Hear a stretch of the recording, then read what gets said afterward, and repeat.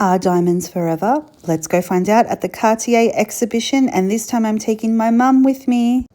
Mum used to be a jeweler, so I had to bring her with me to this exhibition. And it was great having Mum's expertise on jewellery making and diamonds. Now let's get into a little background on the Cartier Empire. It began in Paris, 1847, when a man named Louis-Francois Cartier took over a little jewellery store from his teacher in Paris. And Louis-Francois was known for creating amazing crafted jewellery for wealthy Parisian clients. As his reputation grew, so did his business, and Cartier became the jeweller of European royalty and aristocracy. These images are what the Cartier boutique would have looked like back then. But Cartier became a luxury empire once the Cartier brothers came along. These were Louis-Francois' three grandsons, Louis, Pierre, and Jacques. Louis was the creative genius who worked on the designs. Pierre was known to be a great deal maker and businessman, and Jacques was a great gemstone expert. Together they elevated the brand, so much so that even King Edward VII dubbed Cartier the jeweller of kings and the king of jewelers. Now, this lovely lady over here that you see in this portrait, she was one of Cartier's very, very good clients, and she was actually a Melbourne-born based soprano named Nellie Melba. And these are some of the pieces that Cartier had made for her. This is another image of her. And this was a hairpin by Cartier. It's full of diamonds. And this is a bag with, I think it was garnets or rubies, I can't remember. But even her bag had like jewels and diamonds on it. Just the craftsmanship of Cartier was just fascinating to see, honestly, in real life. This is the Egyptian collection and some of the designs. There's Mum giving me a bit of education on how the diamonds were placed in this amazing necklace. Look at it. Look at that yellow diamond. You're going to see the real one in real life. You ready? 3, 2, 1. Look at it. Wow.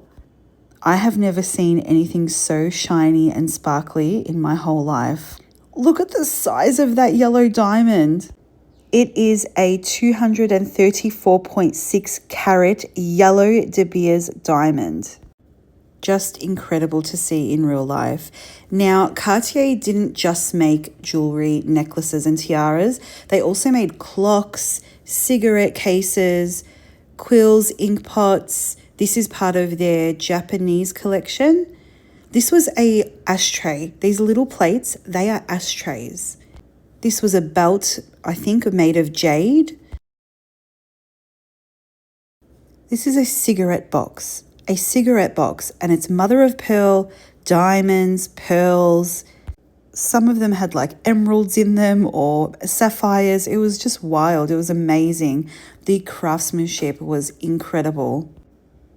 These were some paintings and drawings for the designs for the Tutti Frutti collection, which was quite a famous collection of pieces by the Cartier brothers. All these little gemstones were like little pieces of fruit. So there was like blueberries, I think, in there, and they were supposed to look like fruits. They were very cute, very dainty. This woman is Daisy Fellows, and she's actually wearing a piece from the Tutti Frutti collection. Daisy is actually the daughter to Isabel Singer, who was the heiress to the Singer sewing empire. There's another little fun fact. Oh, I loved this piece. This is a headband from the 1920s. Now we're getting into some of the Australian opals. That was the design, and this is the real piece here. There are quite a few rooms in this exhibition. So if you do come, make sure you take your time, don't rush, and enjoy every piece. Now this was a rose brooch made for Princess Margaret. Here she is wearing it. She just looks beautiful. And now we're getting into the animal collection. So my mum was telling me that Cartier is known for their panther and animal designs. So in this room, we got to see how they make them, the craftsmanship, how they put the diamonds in them and the jewels. This next piece was my absolute favorite of the whole collection. This is a 22-inch snake covered in diamonds. 2,473 diamonds to be exact. It was commissioned by Mexican actress Maria Felix in 1968. She also commissioned this crocodile necklace. And here she is wearing it. You can't have a room full of diamonds without talking about Elizabeth Taylor, right? Here she is wearing a necklace and earrings by Cartier full of diamonds and rubies. And here is the original one. And this is Grace Kelly's necklace and engagement ring. Although this is a replica, it's cubic zirconia because the original ones were actually stolen in a heist.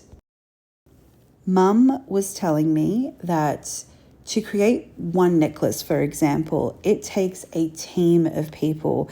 These pieces aren't just something that someone's just put together on their own. It takes designers, it takes craftsmen, it takes diamond cutters, people that string the pieces together. In some cases, it could even take a year or two to make just one piece. Now we have entered one of the last rooms, which is the tiara room. So I'm going to leave you now to just enjoy the prettiness and the beauty of these tiaras.